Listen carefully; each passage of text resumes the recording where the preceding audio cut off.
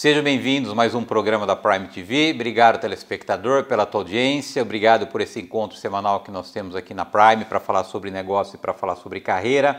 Eu tenho hoje a satisfação e a alegria de receber o Paulo Pontin. O Paulo é Managing Partner na Verizon Enterprise Solutions. Paulo, obrigado por ter aceito o convite, obrigado por ter aceito o convite para vir aqui gravar conosco, para compartilhar um pouco a sua trajetória, compartilhar um pouco sobre a tua história profissional. Muito obrigado por ter aceito o convite. Obrigado, Luciano. Eu que agradeço o convite. É uma honra e um prazer aqui estar participando do programa da Prime TV.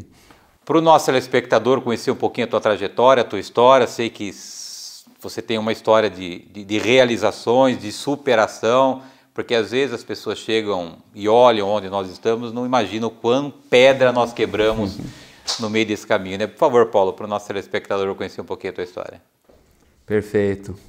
Você bem disse, né? O pessoal às vezes vê o quanto que a gente progrediu, mas não sabe, não tem ideia do que a gente às vezes passa, né, para chegar até lá. Mas é uma história que começou no interior de São Paulo. Eu tenho orgulho ainda de falar que eu sou caipira de Ribeirão Preto. É uma cidade que, na verdade, hoje já ficou mais como cosmopolita, né? Mas na época que eu morava lá tinha ainda muita aquela coisa de interior.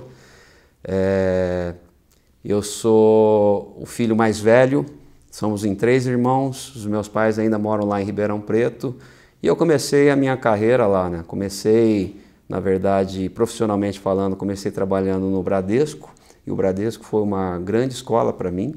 Você começar trabalhando em banco, você imagina, né? E eu comecei isso, agora eu já vou entregar a minha idade, se me permite, né? Comecei em 86 no Bradesco, numa época em que computador ainda era novidade, não existia celular e a gente ainda usava telex, né? Nas agências, não sei se você lembra. Né? O fax era uma coisa maravilhosa, né? Coisa assim revolucionária e foi minha primeira grande escola. Eu trabalhei lá quase 4 anos no Bradesco. E depois, ainda em Ribeirão Preto, lá onde eu fiz o meu curso de administração de empresas, lá na Universidade de Ribeirão Preto, na UNAERP, eu fiz um estágio lá numa empresa de material para construção, porque eu precisava fazer para terminar a tese lá do curso de administração e o banco não conseguiu, né, conciliar o horário com o que eu precisava dedicar para o projeto. Vir para São Paulo foi uma questão de tempo. Na verdade, eu queria ter vindo antes para São Paulo para fazer um curso de administração em São Paulo, mas achei melhor aproveitar um pouco mais o meu tempo lá, sabendo que eu tinha o apoio dos meus pais. Aliás, meus pais sempre me apoiaram muito e muito do que eu consegui atingir isso até hoje é por conta do que eles me apoiaram desde o princípio. Mas vir para São Paulo fazer um curso de pós-graduação na ESPM, Escola Superior de Propaganda e Marketing, e vim para estudar, ficar 2 anos em São Paulo e voltar. Porque como todo bom caipira, né, eu não queria largar a comodidade, né, e o padrão a qualidade de vida que eu tinha naquele momento. E eu acabei ficando, né, Luciano? Hoje já são 33 anos que eu estou em São Paulo, então eu tenho mais tempo hoje como paulistano do que como ribeirão pretano. E isso tudo foi um processo que foi evoluindo naturalmente, né? Porque fazendo o curso de marketing, eu comecei aí a conhecer outras pessoas. Não foi fácil, eu fiquei desempregado 6 meses em São Paulo, até meu dinheiro realmente, de tudo que eu juntei lá do fundo de garantia do Bradesco, acabar. Mas eu sempre tive muito orgulho, né, nesse aspecto, né? Eu não queria dar o braço a torcer e falar para os meus pais que eu precisava voltar, que não dava certo. Então eu fui no meu limite, né? Eu vou até falar aqui que eu cheguei, entre aspas, a passar fome, né? No sentido de que ou eu escolhia almoçar ou jantar. Eu não tinha dinheiro para as 2 refeições, então eu fazia uma escolha. E eu não deixei meus pais saberem disso, porque eu não queria, né, entre aspas, né, ouvir minha mãe fazendo chantagem emocional, falando, não, vem para cá, tem aqui arroz, feijão, tudo bonitinho para você. Dá o caminho mais fácil. Dá o caminho mais fácil. E eu resolvi insistir, é claro que tudo tem um limite. Eu pensei por umas 2, 3 vezes em voltar, quase voltei, mas aí são coisas do destino, né? E aí acho que a coisa da perseverança, né, da força. E essa força, eu não sei, eu me descobri como pessoa aí, nessa fase da minha vida, porque eu morava mal, eu comia mal, os empregos que eu arrumei no começo eram empregos que mal davam para pagar as minhas contas, né? E você começa a descobrir aí que você é capaz de superar algumas coisas que nem você mesmo imagina. As coisas começaram a mudar, eu comecei a arrumar empregos melhores, e uma coisa que eu acho que me ajudou muito e me ajuda até hoje é a capacidade de, não capacidade, né, mas essa questão de relacionamento com as pessoas. Eu sempre fui uma pessoa que gostei muito, lá no Bradesco eu trabalhava na área de cobrança, e cobrança é aquela área que você tem que receber lá os seus clientes, né, e você tem cliente que você cobra em outra agência que também é cliente do banco, então você tem que também negociar isso, né, se um título vence, se ele vai para cartório ou não, como é que você conversa não só com seus colaboradores internos, mas com seus clientes também. E aí eu comecei naturalmente a começar a criar minha rede de contatos, quando nem se falava ainda nessa questão de networking, né? Essa questão de relacionamento.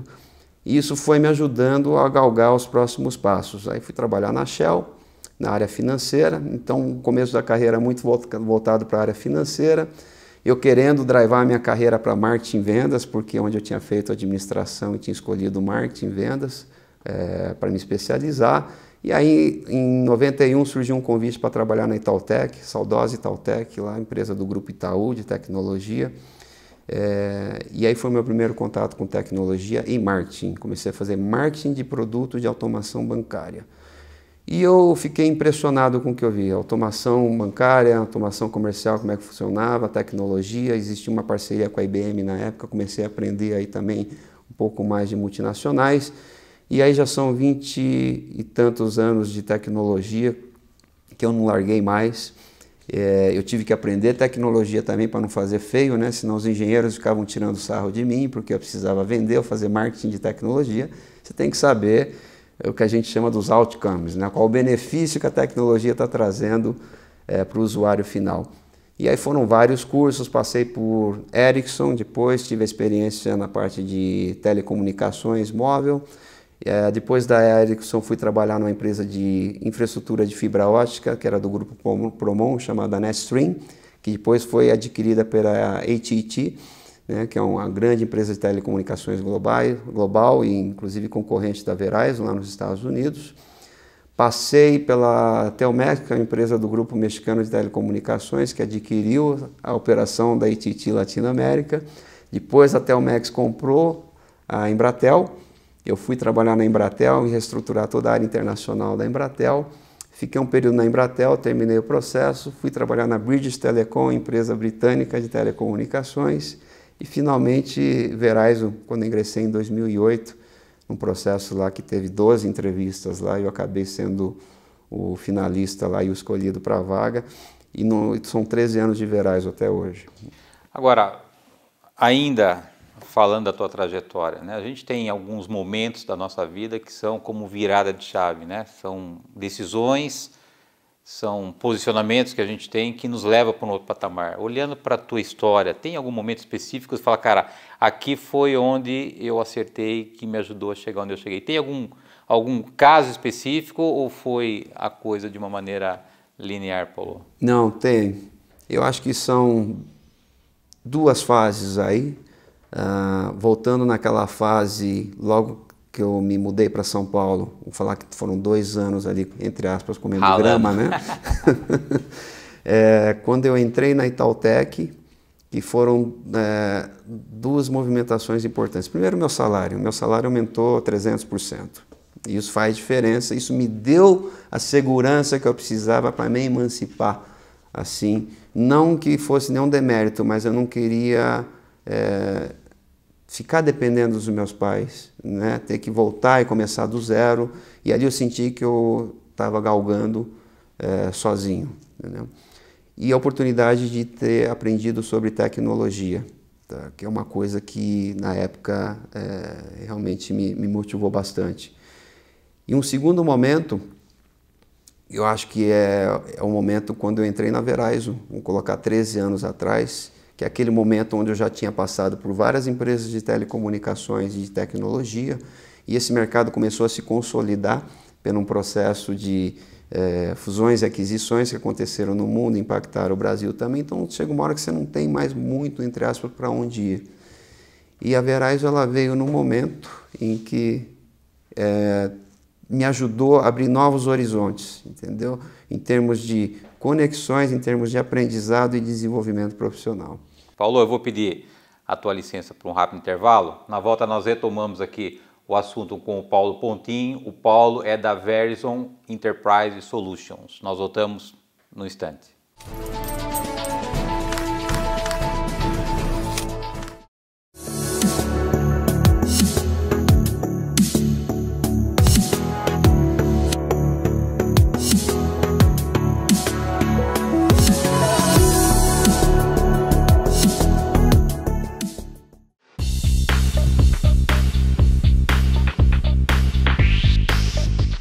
O RPA está chamando cada vez mais atenção em todo o mundo. Você sabe o que é? Robotic Process Automation, ou simplesmente RPA. É a automação de processos de negócio através do uso de robôs de software, que simulam a interação humana com sistemas, automatizando ações que atualmente são realizadas manualmente pelas pessoas. E quando falamos de robôs, não estamos falando de robôs que andam por aí como nos filmes da Guerra nas Estrelas. Estamos falando de um robô virtual, presente dentro de uma ferramenta de automação. É o chamado boot, configurado para executar tarefas operacionais e rotineiras como se fosse uma pessoa.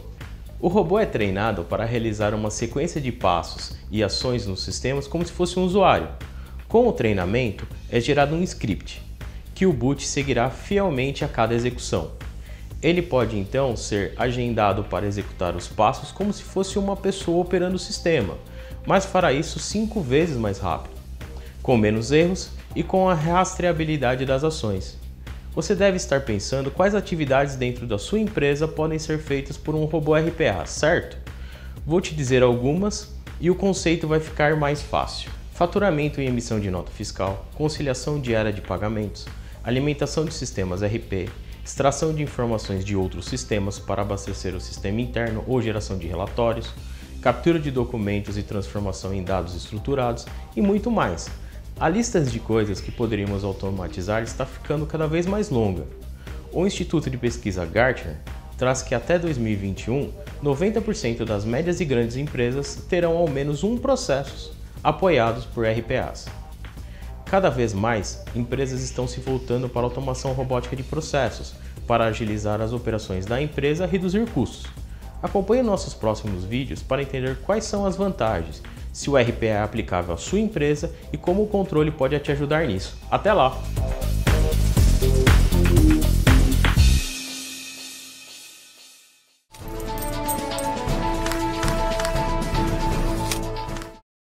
Voltamos. Nosso convidado de hoje é o Paulo Pontin. O Paulo é Manager Partner da Verizon Enterprise Solutions. A gente estava falando muito, e não é de hoje, sobre a importância do relacionamento. Você até falou no primeiro bloco que as conexões, as pessoas que você se relacionou no passado e continua se relacionando, talvez seja a maior direção para que você tivesse chegado onde você chegou. E a gente, como Prime, nós somos uma empresa que defende, desafia e motiva os executivos que muitas vezes vivem dentro de cavernas a sair dentro dos buracos para poder se relacionar. E de onde veio essa tua habilidade, esse teu dom de se relacionar, de saber estabelecer as conexões certas, e não só estabelecer as conexões certas, Paulo, mas também nutrir esses relacionamentos? Esse é um ponto-chave, um bom ponto que você está trazendo, porque as relações têm que ser verdadeiras. Esse é o primeiro ponto. Não adianta você falar, não, eu vou... Não existe uma universidade que ensina como fazer relacionamento, né? Existem algumas técnicas ou algumas pessoas, né? Como Peter Drucker lá, como fazer amigos, influenciar as pessoas, né? Que foi inclusive um curso que eu fiz. Eu achei muito interessante. Eu acho que isso tem que meio que nascer primeiro com você, mas é uma coisa que você consegue também desenvolver à medida que você vai evoluindo como pessoa e como profissional. Isso é muito importante dos dois lados, tanto no seu lado pessoal como no seu lado profissional, porque é muito importante você nutrir amizades verdadeiras, né? Você ter amigos além da sua família, né? Construir uma família, ter bons amigos.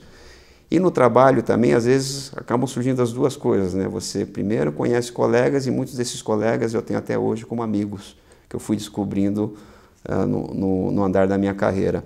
Eu acho que é fundamental você estar visível hoje em dia, ainda mais no mundo que a gente está vivendo hoje, onde a gente vê o digital e o virtual ficando cada vez mais presente. Eu acho que isso vai ser uma tendência de agora para frente, dentro de um aspecto mais híbrido, né? Porque os relacionamentos interpessoais ainda são muito importantes. Então é importante você estar sempre participando de redes sociais, participando de clubes de executivos, aprendendo mais também, porque não é só uma questão de relacionamento, você aprende com as pessoas também. E acho que tudo é uma evolução natural. A partir do momento que você estabelece as conexões adequadas e verdadeiras, né, é uma questão de tempo para ter uma relação ganha-ganha. E você falou do aspecto pessoal e tem aqui na pauta que você é um baixista de primeira que inclusive se movimentou aí para criar uma banda de presidentes, The Corporate. De onde nasceu isso? De onde que é esse projeto? O baixista de primeira, agradeço aí. Já está aqui na pauta. E não é sem razão, né? Obrigado. Esse foi um projeto interessante.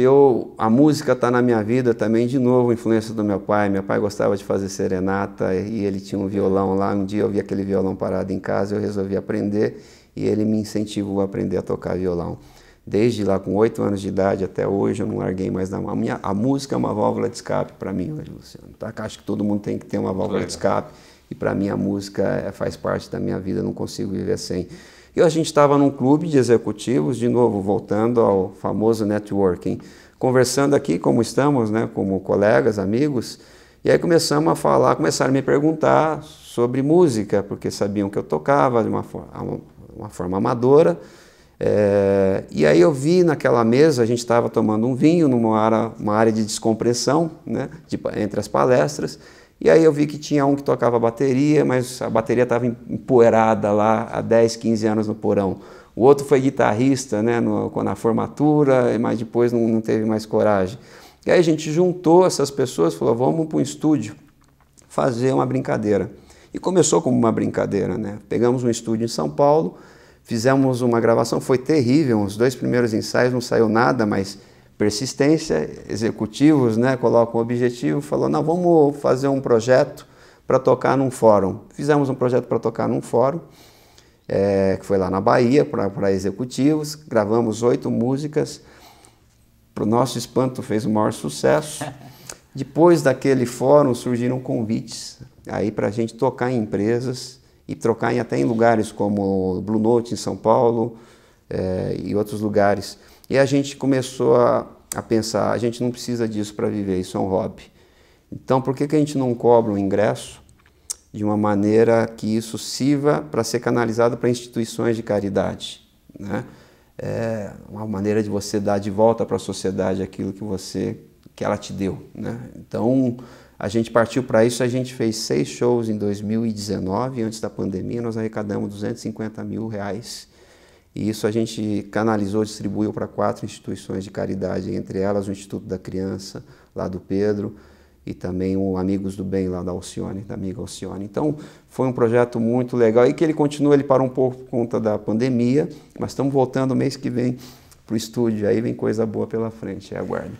Agora, Paulo, a gente sabe que na vida não tem nada de graça, né? Tudo tem um preço, né? E você é um cara dedicado, né? Além da Verizon, onde você hoje tem essa responsabilidade importante, você está no BR Angels, você está em outros grupos de executivos para poder se reciclar, para poder desenvolver, aprimorar relacionamento.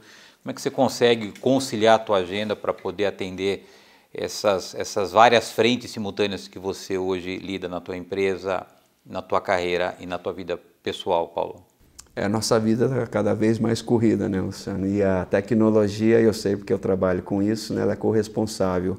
Eu acho que é uma questão de priorização, tá? Você chegar e saber priorizar as coisas que você faz. É impossível, né, no meu modo de ver, você hoje está conectado 100% com tudo o que está acontecendo simultaneamente no mundo. A gente pega os grupos aí que você tem de WhatsApp, se você for ler todas as mensagens que você recebe, todos os grupos, você fica doido. E aí tem aquele termo que é o FOMO, não? FOMO, Fear of Missing Out, que é o medo de você estar perdendo alguma coisa que está sendo discutida num grupo, né? Só que aí você vai lá e você fica muito tempo naquele grupo, você começa a ficar estressado, porque você sabe que tem outros grupos também postando coisas interessantes, e isso gera um certo burnout, que a gente chama, né? Um processo de estresse mental. Então o que eu procuro fazer é distribuir. Eu acho que é importante você contribuir aonde você faz parte, né, desses grupos, dos clubes, e contribuir de uma maneira assim relevante e sem a necessidade de estar o tempo todo ali também participando 100% de tudo que está acontecendo. Resumindo, é uma questão de priorização, é assim que eu consigo fazer. E o BR Angels, que nem você falou aí, é minha última aventura, né, no mundo das startups, aí nesse ecossistema digital, e que tem sido um novo aprendizado para mim, tem sido um refresh para mim, um boot, né, que você dá para mudar um pouco a sua cabeça, né, entender mais o que está acontecendo na economia digital, e tem sido muito legal. Você saiu de Ribeirão com quantos anos? Saí de Ribeirão com 21 anos. Chegar onde você chegou, hoje você está na BR Angels, né? Um grupo de grandes executivos que fazem grandes investimentos em startup, você também está envolvido nisso, né? Olhar lá para trás, com 21 anos, né? Considerando os 2 anos de dificuldade mais contundente que você passou, né? O que passa na tua mente, Paulo, quando você conversa com as suas filhas, o que essa história traz como lição de vida para você? Passa um filme, né? Eu estava outro dia em casa, inclusive durante a pandemia, a gente começa a prestar mais atenção no que você tem em casa, né? Porque a gente tinha uma vida muito corrida, né? E aí vem aquela sensação, né? É o exercício da gratidão, que eu acho que isso é fundamental. Então, eu sou muito grato por tudo que eu consegui chegar. Não acho que todo mundo tem que passar, por exemplo, que eu passei para chegar a ter sucesso. Se puder não passar é melhor, mas para quem passou, que nem eu passei, você passa a dar mais valor, né, por tudo aquilo que você conquistou. E o que eu fico mais feliz é que foi construído de uma maneira honesta, íntegra, né, e natural, né, nada forçado, né, foram relações construídas com o passar do tempo. Aí eu sou muito grato por tudo isso. E como é que a gente não rouba dos nossos filhos esse aprendizado da vida, né? No sentido assim, cara, eu vou dar tudo pronto e eu não recebi tudo pronto. Porque se a gente tira essa experiência, ainda que às vezes seja dolorosa para os nossos filhos, lá na frente eles vão pagar um preço por isso. Como é que você consegue dar aquilo que você não teve e ao mesmo tempo não tirar aquilo que eles precisam ter para ter um futuro vencedor? É um desafio, mas é uma questão de equilíbrio, né? Eu acho que a minha filha hoje, eu tenho uma filha de 13 anos, ela tem muita sorte nesse aspecto, né? Porque eu tenho condições de pagar uma escola de primeiro nível para ela, eu tenho condições de dar uma excelente moradia para ela. Agora, você tem que educá-los para saber que não é tudo no don't take it from granted, né? Que nem diz o ditado em inglês, né? Nada aparece de graça. Você vê que a pandemia nos provou mais uma vez isso, né? Não pensa que você tem tudo e que vai sempre ser assim, porque a vida pode mudar. Então acho que a gente tem que prepará-los para isso. Eu acho que, por exemplo, você tem um filho, você tem condições de educá-lo e de criá-lo, põe ele para morar fora um período. Seja dentro do Brasil, se você tem condições de promover um intercâmbio. Eu acho que o intercâmbio é muito interessante, porque além de conhecer outra cultura, vai lá lavar prato, vai lá arrumar cama, né? Coloca num esquema para ele ou para a pessoa, né, o seu filho, a sua filha, começarem a dar mais valor a tudo aquilo que estão vivenciando, né? E entenderem que tudo aquilo que eles têm dentro de casa não foi conquistado de graça. Tem um minuto para encerrar o nosso bate-papo. Olhando para o futuro, quais são os próximos passos aí do Paulo Pontin? Bom, eu do lado pessoal e meio que profissional, eu pretendo continuar com o projeto da The Corporate, que nem você falou, que eu acho que é um projeto gratificante para a gente.